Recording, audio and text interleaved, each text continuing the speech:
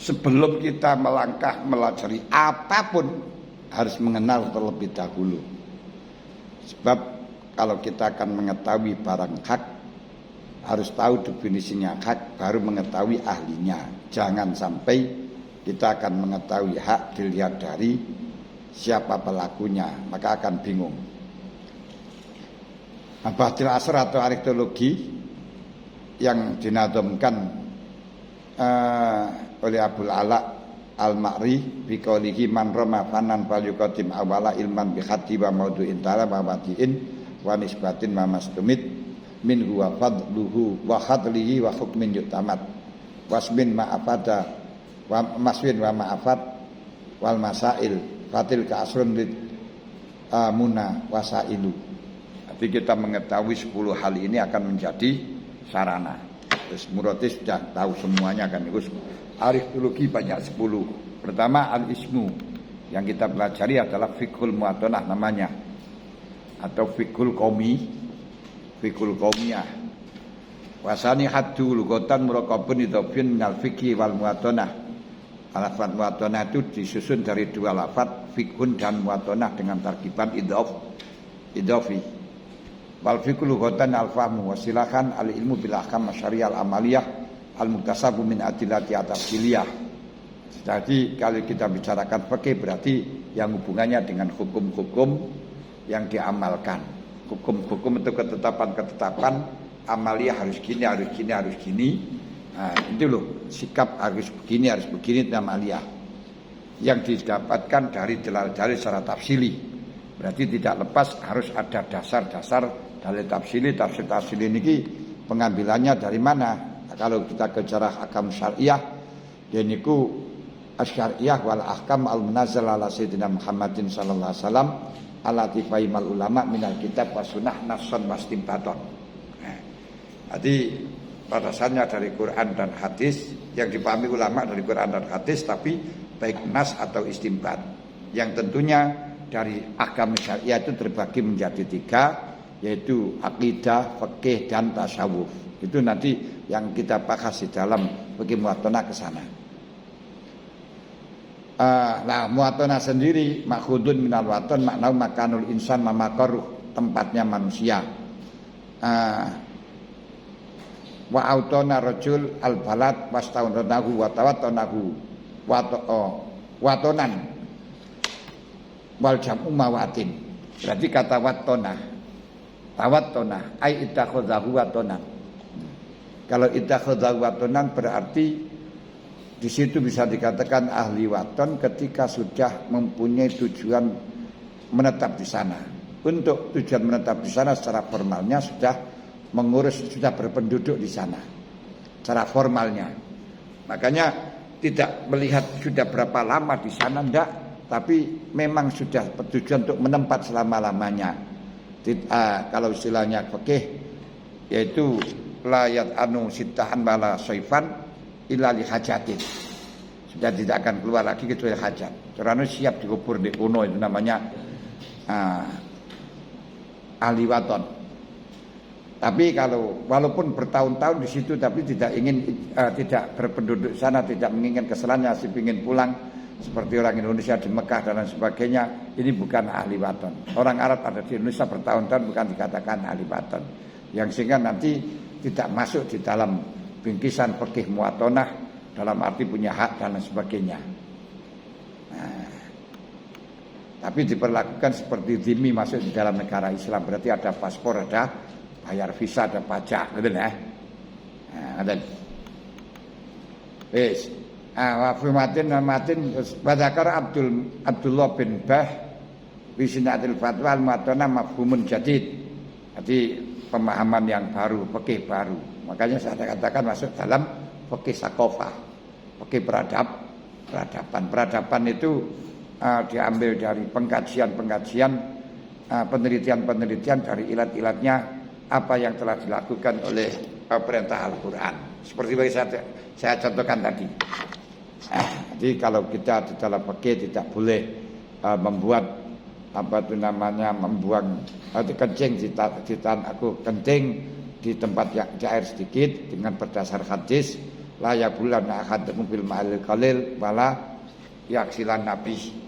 Lah ini mengandung pesan apa dalam fikih, dalam tesis atau program S2 kita teliti yang semacam ini tidak diperbolehkan pencemaran. Nah, yang karenanya terus nanti kalau tidak pencemaran nanti kita rumuskan di dalam program S2-nya, di sana tidak diperbolehkan membuang sampah di sungai, tidak boleh membuang teletong-teletong di sungai dan lain sebagainya.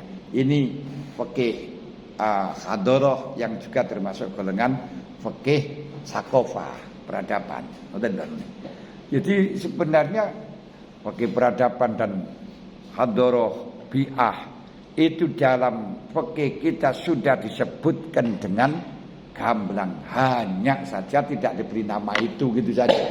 Nah, kita harus cerdas, kita harus cerdas. Kalau kita ya sudah itu hanya di sini makanya jaran mafhum jadid. Bara bi annaha ibaratun anaqotin mutabadilatin baina afradin majmu'atin basyariyatin tuqimu ala ardin wahidah wala isat bidarurati muntamiyatan ila jiddin wahid wala ila zakiratin tarihiyatin wahadatin au dinin wahid atoroha, bukan akoroha, atoroha dusturun wanudumun kot kawanin. Jadi ungkapan dari hubungan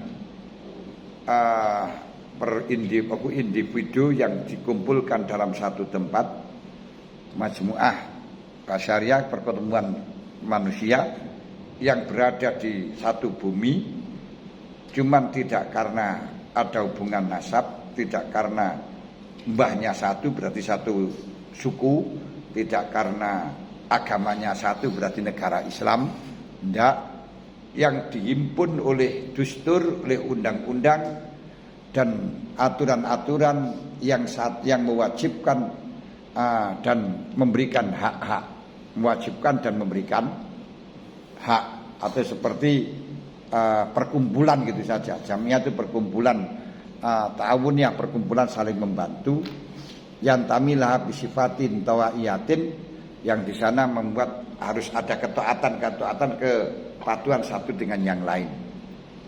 Ini definisinya fikih muatan. Berarti wa fikih muatana wal ahkam asyariyah. Kalau demikian fikih muatan yang akan kita wujudkan, yang akan kita rumuskan itu adalah hukum-hukum syariah al-amaliyah yang dilakukan di antara muatinin. Yang dilakukan di antara penduduk muatinin. Makanya yang muatinin itu apa? Ai muafikin. Kali atas saya sebutkan juga watona tautinan ai madal ibtadalah wa watonahu muatonatan mislu wafaqahu muwafaqatan waznan wa maknan. Maknanya sama, wazannya sama, berarti bagaimana watonnya saling menempat. Gitu ya. Berarti di sini kita akan berbicara konsep negara bangsa, negara yang di sana itu semuanya yang menempat punya hak. Punya hak. Yang sudah barang tentu kalau sudah dikatakan punya hak, di sini tidak melihat mbahnya, tidak melihat kelahirannya, tidak melihat apa, sudah menjadi penduduk, orang lain pun sudah menjadi penduduk asli, sudah masuk menjadi itu. Makanya dari sini penduduk Amerika, penduduk siapapun kalau sudah bisa masuk dalam penduduk Indonesia, itu nanti bisa menjadi presiden, bisa menjadi pegawai dan lain sebagainya. Walaupun tidak lahir dari Indonesia. Kalau kita bicara seperti muatonah. Nah, baik, lain kalau kita bicara suku, nanti harus keturunan sana, bukan menempatnya. Jadi kalau di sini, kalau kita kembalikan kepada kita, makanya syarat dari presiden tidak harus warga negara asli, lahir dari negara Indonesia enggak, tapi harus menjadi warga negara Indonesia. Tidak boleh dikatakan asli lahir Indonesia. Kalau dulu kita bicara dengan muatonah. Paham? Wah, ini juga ironis, ini juga ramai duanya. Niku berarti sama-sama menempat. Kemudian fikul muwatonah berarti hukum syariah yang diamalkan di antara muwattinin karena muwatonah dengan konsekuensi, dengan ironi ikhtilaful adyan, perbedaan agama, wal bi'at, lingkungan, wasyu'ub, suku-suku. Yang hukum itu al-mutasab min adillati at-tafsiriyah yang diambil dari cara hukum cara terperinci. Siapa yang membuat dokter? Fakihun, ya. Fakihun wa ilam yakum mustahidan mutlaqan gitu aja lah. Aneh. Nah, jadi para dokter mestinya kan ngoten. Wasimdadu alkitab wa sunnah wal ijma'. Sudah tentu itu. Wal qiyas wa asharus sahabat wa aqwalil mustahidin wal qawaid al fiqhiyah wal istisan inda Abi Hanifah wal masalah al musalah indal Malik wal istisqam inda Syafi'i. Hukumnya wujubul ain awil kafai. Kalau memang tidak ada yang mau terjun semuanya berarti ain. Kalau sudah ada ya kafai, yang penting bisa membuat mengatur dalam masalah urusan ini. Walaupun toh sebenarnya sudah ada dalam fikih kebangsaan, cuma tidak berbahasa Arab, tidak diajarkan. Faedahnya apa? Wa faedatuhu wa samratuhu wujudul khuriyat wal amni wal ufa wa ta'awun wal istima' wa adamu adawati ba'di ba'da wa nizamiddin wa najat fid dunya wal akhirah. Kita dengan mengamalkan fikih muwatonah akan merdeka, akan saling kasih sayang, akan sepakat, kumpul dan tidak ada permusuhan satu dengan yang lain. Juga teraturnya agama, selamatnya dunia dan akhirat. Ini jelas dengan fikih kebangsaan kita jalankan, ini akan mengacu ke sana. Wa fadluhu, kalau keutamaannya keistimewaannya fa amul ulum, paling penting-pentingnya ilmu. Li annabiyyu rabbuma wajaba alaihi lil ghair minal muwatinin wa ma wajaba lahu alal ghair wa ma wajaba lahu alal ghair. Karena di sini mengatur tentang masalah kewajiban kita terhadap kewajiban muwatinin satu kepada yang lain, kewajibannya orang lain terhadap yang satu. Hatta yuqtaqu lidhi haqqin haqqah wa bi'a ta'lif wal istima' wa ta'awun wala kiwama lil alam illa bidzalik. Dan dengan itu akan menjadi saling taklif ini saling kasih sayang, dan istimak kompak, wa ta'awun saling membantu. Alam tidak akan pernah bisa tanpa itu. Wa nisbatu li ghairihi minal ulum wa min samratiyah wanati jatiha. Untuk bandingannya dengan ilmu lain, dengan ilmu syarab, ilmu nahwu, ilmu tafsir, ilmu fikih, ini adalah buahnya ilmu-ilmu itu. Buahnya fikih, buahnya tafsir, buahnya syarab, buahnya nahwu, ya ini fikih muwatonah ini. Nah, kita mengaji tafsir bermacam-macam ya kan dirumuskan ya buahnya ya untuk fikih muwatonah ini. Tidak cukup sama memahami tafsir bermacam-macam tapi tidak bisa ilmu fikih muwatonah hidup di dalam negara bangsa, enggak bisa. Wakillah jadi teroris mulai tanpa mengerti semacam ini. Nah, ini bisa katakan buah daripada ilmu-ilmu keseluruhan. Wa maudu'uhu fi'lul mawatin, pekerjaannya para penduduk min khaisu urudul ahkam lahum, ketika ada masalah-masalah yang harus dilakukan oleh mereka fi iqamatiddin wastislahil khalqi, mengatur makhluk, wa irsadihim, menunjukkan makhluk ila thariqil mustaqim, pada jalan yang benar, al-munajjib dunya wal akhirah, yang bisa menyelamatkan dunia akhirat. Lah masalah-masalahnya apa? Wa masail fa al-qadaya, yaitu hukum-hukum ketetapan-ketetapan seperti kawujubi takammunid niqat al-mustarika bainal muwattinin, harus adanya titik temu yang bisa mengkompromikan, mengumpulkan semuanya muwattinin yang berbeda agama, muwattinin fima madho. Jadi napa niku jenenge muwattinin al-mukhtalifil adyan, yang beda agama. Nah, bagaimana kita ada titik temunya antara Islam dan Kristen, ada Hindu dan lain sebagainya. Kita tidak berbicara soal perbedaan, kalau perbedaan sudah nampak, tapi kita cari titik temunya persamaan. Nah, persamaan ini yang paling penting. Dulu itu saya juga pernah diundang pertemuan agama yang termasuk Kristen Apostolus waktu niku, yang waktu niku pembicarane yai diantarane yaitu Yai Imam Yahya Makhrus. Saya hanya undangan, namun begitu saya masuk dalam kampus di Tribakti, beliau langsung turun, langsung saya diseret ke podium suruh berbicara. Astagfirullah, pusingnya keliling, gak ada konsep, gak ada, suruh berbicara antar agama. Kalau bicara pada santri kan ya enak, salah-salah juga gak masalah kan . Itu didatangi dari Apostolus Mesir. Wah. Nah, tapi barokahnya Kiai Lirboyo, Mas Lirboyo luar biasa. Walaupun tidak ada persiapan banyak, saya katakan singkat dan padat. Jadi semua agama yang samawi, semua agama selama samawi itu sama. Datangnya dari Nabi Ibrahim mempunyai anak Nabi Ismail, Nabi Ishak putranya Yakub punya Yusuf, punya Yahuda, akhirnya keluar Yahudi. Dan keturunan terus akhirnya punya Nabi Musa, akhirnya dari Yahudi, dan seterusnya Nabi Isa menjadi Nasrani, Nabi Dawud menjadi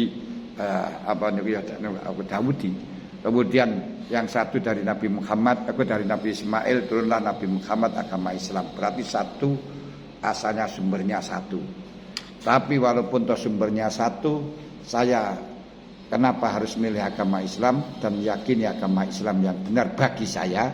Karena sekalipun sama, cuman seperti kita berangkat haji itu ada kloternya. Nah, ada kloter-kloternya, ada gelombang-gelombangnya. Seperti kita akan masuk dalam kereta api, juga jurusannya sama-sama di sana. Nah, sama-sama, kalau pesawat ya sama-sama. Kalau ke Jakarta nanti ke Soekarno-Hatta, hanya ada harinya, ada masanya, ada kartisnya beda-beda. Nah, kalau kita dulu yang berangkat Nabi Musa, ya harus sesuai dengan paspornya Nabi Musa, harus dengan visanya Nabi Musa. Kalau yang berangkat itu Nabi Isa juga harus sesuai dengan paspornya Nabi Musa, harus dengan visanya Nabi Isa. Nah, sekarang ini yang berangkat adalah Nabi Muhammad, makanya harus dengan paspornya Nabi Muhammad, visanya Nabi Muhammad. Ini ku asyhadu alla ilallah asyhadu anna Muhammad Rasulullah. Kalau teman-teman ini masih mempercayai visa lama, paspor lama ini masih bisa berangkat, silakan. Kita gak usah saling menyalahkan. Nanti kita ketemu di stasiun, kita ketemu dengan airport, nanti ada petugas yang akan membenarkan dan menyalahkan bukan kita. Itu enak kan? Jadi semuanya terima. Saya tidak mengatakan mereka benar, tapi tidak menyalahkan gitu loh. Nyeram ini kan terus ketika dalam tanya jawab tentang masalah ketuhanan, sampai saya mengatakan kalau Anda pikirnya semacam itu, saya tidak mengatakan itu kafir. Wah, ruame itu yang sampai banyak orang yang kamu sadar saja sih, usah diimbarang. Sadar kamu katakan, saya sadar sekali. Karena menurut mereka itu seperti Tuhan Bapak, Ibu itu bukan ayah dengan ibu, tapi sebutan karena keakraban sehingga disebut dengan anak. Seperti santri ini, nak. Kalau semacam itu saya kan gak katakan itu bukan kafir. Tapi kamu semacam itu hanya tauri atau tidak, saya nggak ngerti. Urusannya kan gitu. Kalau memang yang kau masukkan memang semacam itu, saya nggak mengatakan itu adalah keluar dari Islam. Masih Islam juga semacam itu, betul ya. Nah, ini kita cari persamaan, bukan perbedaan.